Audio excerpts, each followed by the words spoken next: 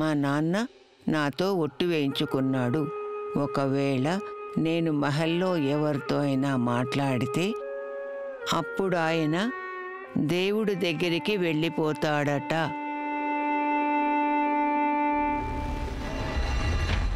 మీరు వెళ్ళి ఈ విషయం రాధాబాదాకి చెప్పండి, లేదంటే అతని కోపం తగ్గనే తగ్గదు.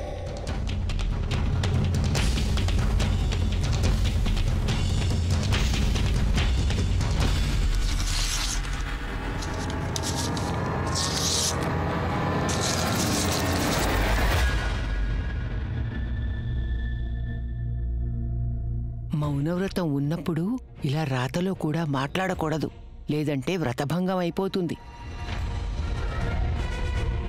రాజాతో కూడా ఇలా రాతలో మాట్లాడకూడదు, లేదంటే మీ నాన్నకి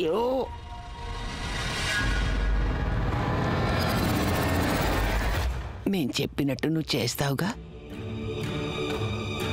అయినా నువ్వు రాజా గురించి దిగులు పడద్దు. తనకేం చెప్పాలో మేం చెప్పేస్తాన్లే. సరేనా చిట్టెలుక?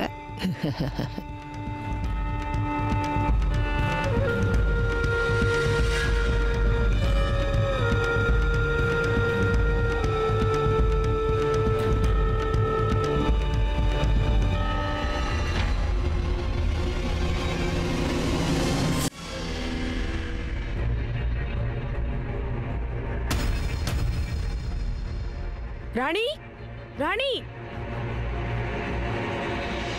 ఏమైంది పెద్దరాణి అమ్మా? రాణి నాతో ఎందుకని మాట్లాడడం లేదు? రాజా, ఆ అమ్మాయి అసలే నన్ను దయ్యం అంటుంది.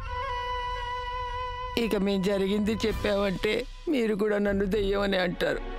పెద్దరాణి అమ్మ, విషయం ఏంటో చెప్పండి. రాజాబాబు, ఎంత ప్రయత్నించినా సరే లోకంలో మనుషుల్ని మీరు మార్చలేరు. ఈ చిట్టెలుగుంది కదా, దానికి ఎక్కడ పెద్ద వెన్న ముద్ద దొరుకుతుందో అక్కడికెడుతుంది. అంటే ఏంటి? ఈ పేదవాళ్ళున్నారే, జీవితంలో వాళ్ళకి డబ్బే కావాలి, ఇంకేం వద్దు. అప్పుడు ఆ చిట్టెలుగుకి నీ సాయం అవసరం ఉంది, అందుకే నీతో స్నేహం చేసింది. కానీ ఇప్పుడు దానికి కావాల్సింది నీ దగ్గర లేదు కాబట్టి వెళ్ళి ఆ జీవన్ దగ్గర చేరింది. అయినా నాకేం తక్కువైందని? హుండీ, హుండీ, మీ హుండీ రాణి కోసం విరగొట్టారుగా, అందుకే మీ స్నేహం కూడా విరిగిపోయింది. ఇప్పుడు జీవన్ హుండీలో డబ్బులున్నాయి, అందుకే జీవన్తో స్నేహం చేస్తోంది.